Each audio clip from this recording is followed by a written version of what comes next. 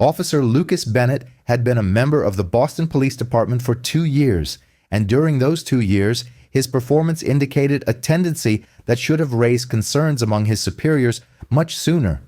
3 official complaints within 2 years. All 3 cases involved confrontations with black men in circumstances that did not necessitate police intervention. An individual seated on a park bench enjoying a midday meal questioned for loitering. A man conversing on his mobile phone outside a coffee shop detained for exhibiting suspicious behavior. A gentleman waiting at a bus stop with bags of groceries subjected to a search for potential larceny. Each complaint concluded identically. A verbal reprimand, which Bennett acknowledged but never truly integrated.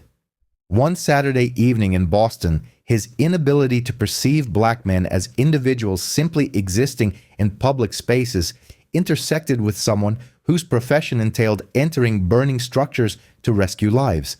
That intersection would mark the end of Bennett's career before it truly began, cost the city $1,600,000, and expose how law enforcement agencies retain officers who exhibit problematic behavioral patterns from their initial days.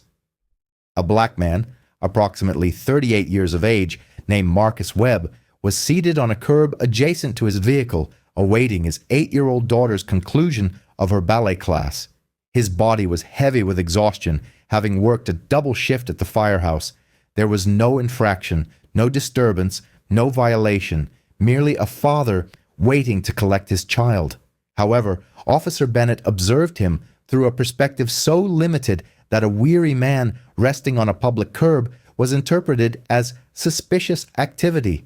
He could not comprehend that someone might have a legitimate reason to be precisely where they were, nor could he envision that the individual he was about to approach was a lifesaver by profession, while Bennett himself was manufacturing issues where none existed.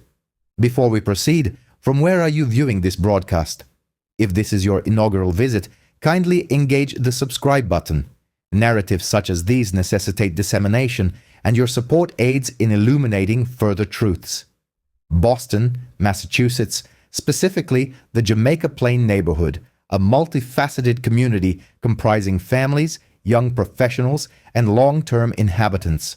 The locale is characterized by tree-lined avenues, local enterprises, community hubs, and the type of modest commercial thoroughfares where children attend dance lessons and parents wait nearby. It was 5:45 on a Saturday evening in early March. The sun had set approximately 30 minutes prior, marking that early spring period when dusk descends swiftly and the air still retains the chill of winter. The temperature had fallen into the low 40s. A few individuals were out completing errands, collecting children from extracurricular activities, and heading homeward for dinner.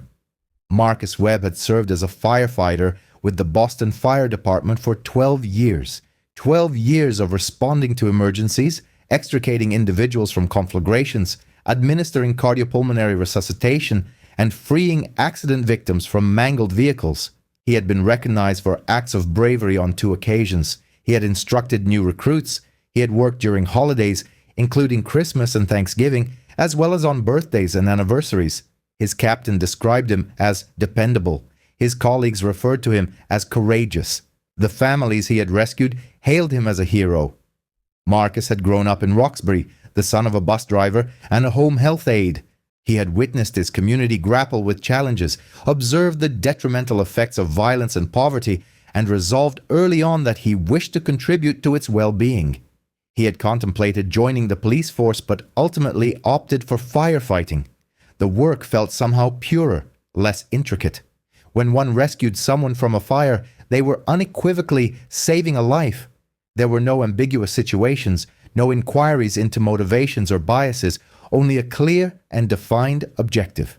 He had married at a young age, fathered a daughter named Zoe, and divorced amicably when Zoe was 3 years old. He and his ex-wife maintained an effective co-parenting relationship, shared custody arrangements, made joint decisions, and consistently prioritized Zoe's welfare. That particular Saturday was his designated weekend with his daughter. He had worked a 24-hour consecutive shift, filling in for a colleague who was unwell, and finished at 3 o'clock in the afternoon. He had returned home to shower and change, then driven to collect Zoe from her ballet instruction. The dance academy was situated within a small commercial edifice on Center Street. His daughter's class was scheduled to conclude at 6 o'clock.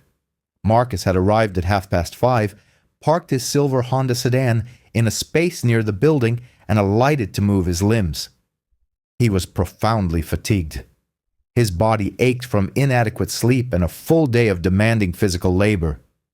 He decided to sit on the curb for a few moments, to experience some fresh air, and to clear his thoughts before Zoe emerged. He lowered himself onto the concrete curb adjacent to his automobile. He was attired in jeans and his Boston Fire Department sweatshirt, the one bearing the station emblem which he customarily wore on his days off. His firefighter's badge and official identification were located within his wallet, which was inside the car. His mobile phone was in his pocket. He closed his eyes briefly, relishing the cool air, attempting to shed the heavy burden of exhaustion. He was committing no transgression. He was simply a father awaiting his daughter's arrival. He possessed every right to be present in that location. However, Officer Lucas Bennett, patrolling the vicinity and vigilant for anything that appeared irregular, perceived a different reality. Bennett had been a member of the Boston PD for 2 years, having entered directly from the academy with limited life experience but abundant self-assurance. His supervisors characterized him as eager, yet prone to impulsive actions, a euphemism for an individual who initiated numerous stops based on intuition rather than concrete facts. In a span of 2 years, he had accumulated 3 formal complaints. This represents a considerable number for such a brief period. All 3 complaints shared a common thread. A black man resting on a park bench in Franklin Park, consuming a sandwich. Bennett had approached him, inquired about his activities, demanded his identification, and questioned his solitary presence in the park. The individual was on his lunch break from a nearby hospital where he was employed as a registered nurse. A complaint was filed and subsequently closed with a directive for verbal counseling. A black man standing outside a Starbucks engaged in a telephone conversation. Bennett had surmised that the individual might be casing the establishment, approached him with his hand on his weapon, and demanded an explanation for his presence. The man was a software engineer participating in a work-related call while awaiting his coffee order.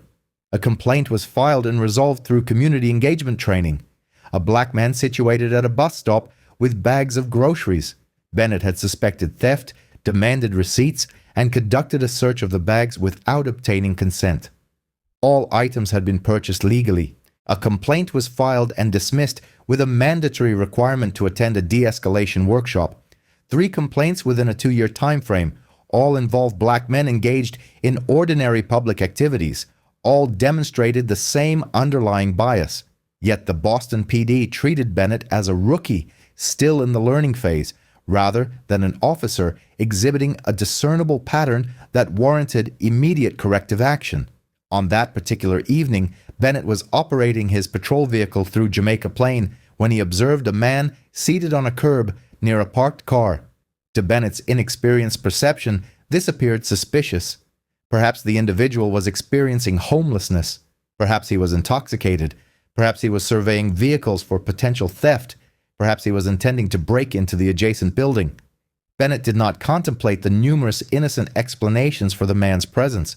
He did not consider tired parents waiting for their children. He did not question why a person quietly occupying a public curb necessitated police attention. He simply resolved to investigate. He maneuvered his patrol car to a stop. Do you believe that sitting on a public curb warrants an explanation to the police? Share your thoughts in the comments below. Marcus heard the hum of the patrol car's engine and opened his eyes. He observed the Boston police cruiser and felt a disconcerting sensation in his stomach. He had committed no offense. He was merely seated there, but he had resided as a black man in America long enough to understand that innocence did not offer immunity. He remained seated, kept his hands visible on his knees, and waited. Bennett alighted from his vehicle and approached. "What are you doing sitting out here?" Marcus maintained a calm tone. "I'm waiting for my daughter. Her dance class concludes shortly." "And where is this dance class located?" "Right there. That building." Marcus gestured with his head toward the entrance of the academy, situated 15 feet away. She will be exiting any moment now. Bennett moved closer, scrutinizing Marcus's countenance. You appear to have been drinking. Is that correct? Marcus felt a surge of annoyance, but his voice remained steady. No, I have just finished a shift. I am tired. I am a firefighter. Uh-huh. Do you have any identification on your person? Yes, it's in my car. May I stand up and retrieve it? This is where inexperience transforms into peril. Officer Lucas Bennett should have accepted the explanation and proceeded. A man awaiting his daughter at a dance academy is a completely ordinary occurrence, but Bennett's training had emphasized vigilance for deceptive behavior. In his mind, everyone presented an excuse. Everyone had a story. Everyone claimed legitimacy. Remain precisely where you are. Which vehicle are you referring to? The silver Honda, right here. Marcus indicated the car he was leaning against. Bennett proceeded to the Honda and peered through the windows. He observed nothing out of the ordinary. The interior was tidy. There was no visible contraband, no indications of theft. It was simply a typical automobile. You claim to be a firefighter? Yes. Boston Fire. Station 19. I've been there for 12 years. Bennett's expression remained impassive. That sweatshirt could belong to anyone. Marcus stared at him. Officer, my identification is in my wallet, which is in the center console. My fire department badge is also in there. I can show you everything, but I need to stand up and reach into my car. Why are you truly here? I've just informed you. My daughter's ballet class is right there. Marcus gestured again toward the studio. Many individuals utilize their children as a pretext for other activities. Marcus's jaw tightened. Pretext? I am seated on a curb awaiting my 8-year-old daughter's completion of her dance class. What activity do you surmise I'm concealing? Bennett activated his radio. Dispatch, I require an additional unit at Center Street, Jamaica Plain. Male individual, possible intoxication, suspicious behavior. Marcus's eyes widened. Suspicious behavior. I am sitting down. That is all. I am situated outside a dance academy awaiting my child. A woman emerged from the dance studio, accompanied by her daughter. She noticed the patrol car and Marcus still seated on the curb with an officer standing over him, and approached. Marcus, is everything all right? Marcus turned his head slightly. Hello, Denise. I am fine. This officer seems concerned that I'm sitting here. Denise, another parent whose daughter attended Zoe's class, looked at Bennett with bewilderment. Concerned. Marcus picks up Zoe every other Saturday. He's always here. He's her father. Bennett's tone was defensive. Ma'am, I need you to step back, but I assure you, he is supposed to be here. He's not engaging in any wrongdoing. He is merely awaiting his daughter. Ma'am, this is police business. Police business. A firefighter picking up his daughter is considered police business. Another patrol car arrived within 3 minutes. Officer Sarah Kim disembarked, an 8-year veteran who had previously worked with Bennett and was aware of his propensity to manufacture issues from nothing. She approached and immediately grasped the situation. A man seated on a curb near his vehicle, a parking area adjacent to a dance studio, no signs of intoxication, no indications of danger, just another one of Lucas Bennett's special interventions. Bennett, what is transpiring? Individual seated on curb. Claims he is awaiting his daughter. Appears intoxicated. Kim glanced at Marcus, then at Denise, who was still standing nearby. Sir, can you recount what has occurred? Marcus's voice conveyed a blend of exhaustion and exasperation. My name is Marcus Webb. I'm a firefighter with Station 19. I worked a double shift that concluded at 3 o'clock. I came here to collect my daughter Zoe from her ballet class. I arrived early, exited my vehicle to stretch, and sat down on the curb because I am utterly exhausted from 24 hours of work. This officer arrived, accused me of suspicious behavior and possible intoxication, and requested backup because a tired father is sitting outside awaiting his child. Kim turned to Denise. Do you know this gentleman? Yes, he is Zoe's father. He picks her up every other Saturday. He has been doing so for 2 years. There is absolutely nothing suspicious about his presence here. He is a firefighter. Everyone in the class knows him." Kim led Bennett aside, her voice low but firm. "He is a firefighter. A witness confirms he is collecting his daughter. What precisely did you believe was transpiring here?" "He was sitting on a curb exhibiting suspicious behavior." "Sitting on a curb is suspicious behavior, Bennett. This is your third complaint in 2 years. All 3 involving black men engaged in entirely ordinary activities. Do you perceive the pattern?" "I was being thorough." "You were profiling. There is a distinction." The door to the dance academy opened and a group of young girls in leotards and tights emerged. One of them, Zoe, spotted Marcus and began to run towards him. Then she saw the police cars and halted, her face contorted with fear. "Daddy!" Marcus's heart ached. "I am all right, sweetheart. It's merely a misunderstanding." Zoe ran to him, tears welling in her eyes. "Why are the police here? Did you do something wrong?" Marcus finally stood and knelt to her level. "No, my dear, I did nothing wrong. These officers merely wished to check on me." Kim knelt to Zoe's level. "Your father is fine, honey. Everything is all right. Are you ready to go home with him?"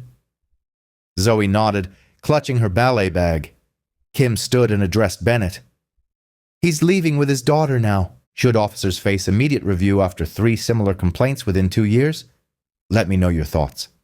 A supervisor arrived 10 minutes later, Lieutenant Frank Morrison, a 19-year veteran who had previously reviewed Bennett's complaints on 2 prior occasions.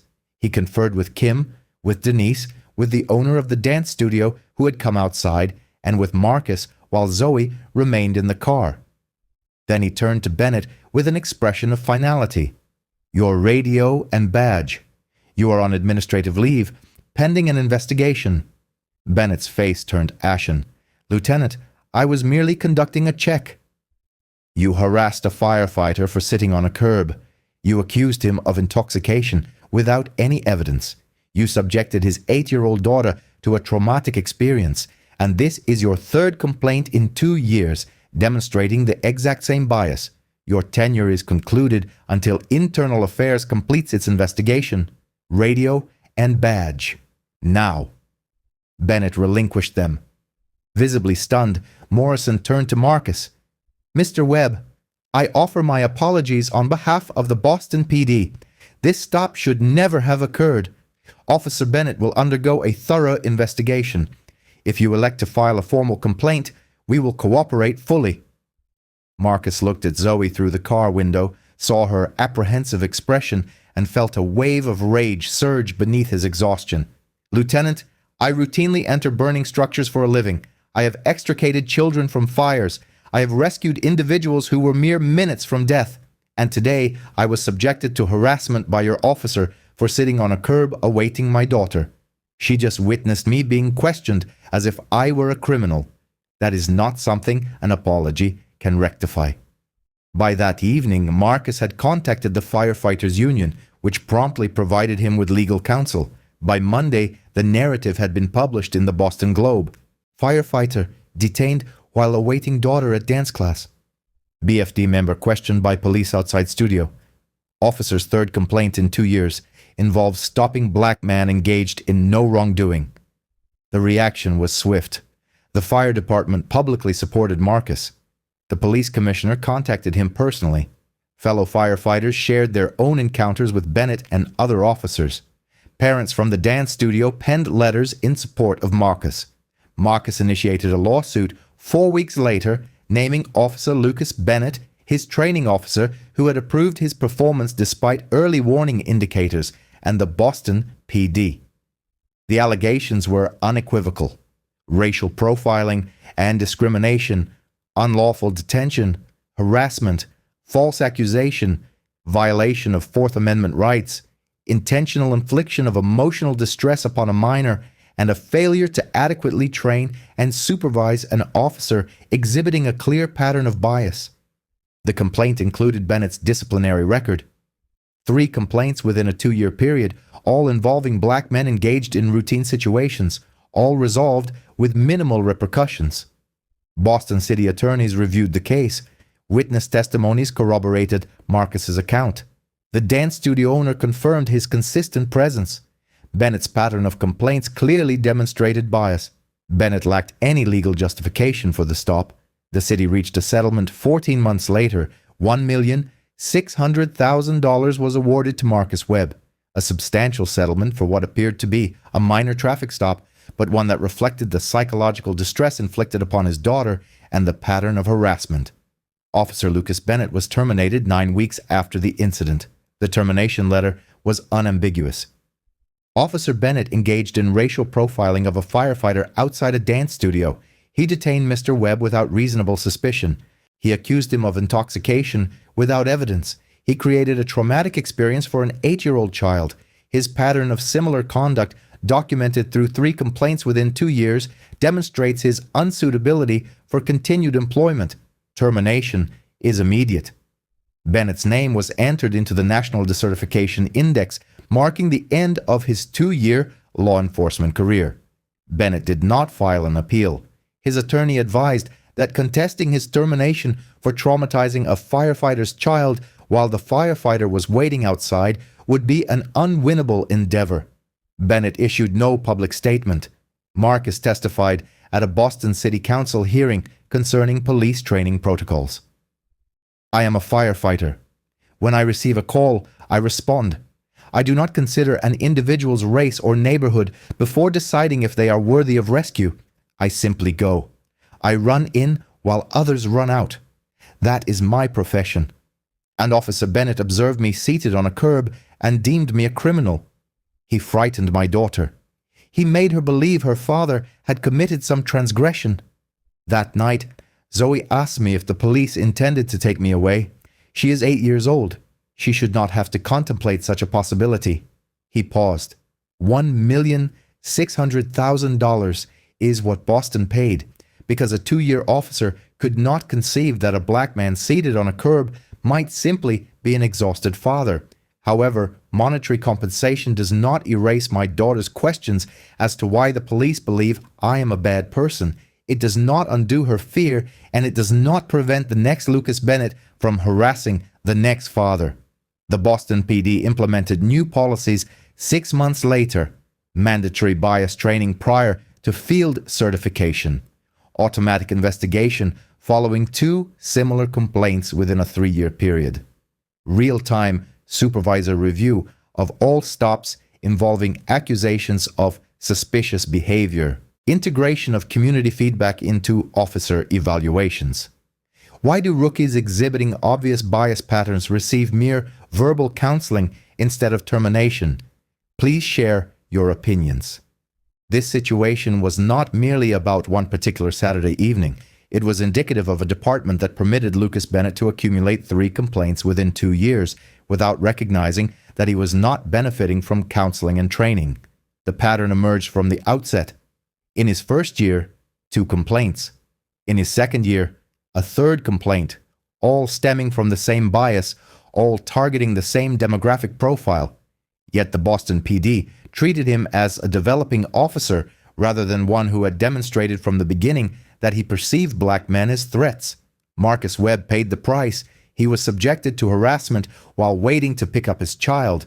He was questioned for sitting on a curb, compelled to justify his presence outside a building, and forced to witness his daughter's distress. Lucas Bennett's career has concluded. That is accountability. The city paid $1,600,000. That is consequence. But these outcomes transpired after 3 complaints within 2 years, after multiple training sessions that yielded no change, after a pattern that was readily apparent from the outset. The fundamental question is, what changes now? Do law enforcement agencies intervene after the 2nd complaint instead of awaiting the 3rd? Do they recognize when officers exhibit bias patterns immediately rather than offering endless opportunities for improvement? Do they understand that fathers should not be required to explain why they are collecting their children? Because if we do not rectify the systemic issues that allowed Lucas Bennett to remain on patrol for 2 years through 3 complaints, if we do not address the training culture that erroneously believes verbal counseling can rectify ingrained bias, then we are simply awaiting the arrival of the next 2-year officer, the next victim, the next firefighter being questioned for sitting outside a dance studio. Please comment if this should become policy. A couple of similar grievances within a 2-year span result in instant dismissal for law enforcement personnel in their initial 3 years of service. The era of perpetual retraining opportunities is over. If you find these accounts significant, if you believe that subjecting 8-year-old children to traumatic experiences ought to end someone's professional journey rather than leading to counseling sessions, then please activate the subscription button. Our aim is to reveal how police forces interpret evident behavioral trends as mere learning opportunities. We are advocating for superior standards. We are championing the cause of fathers who should be able to collect their offspring without undergoing lengthy questioning. This issue extends beyond a single police officer or firefighter. It addresses systemic flaws that grant endless second chances to officers exhibiting prejudice from their very first day.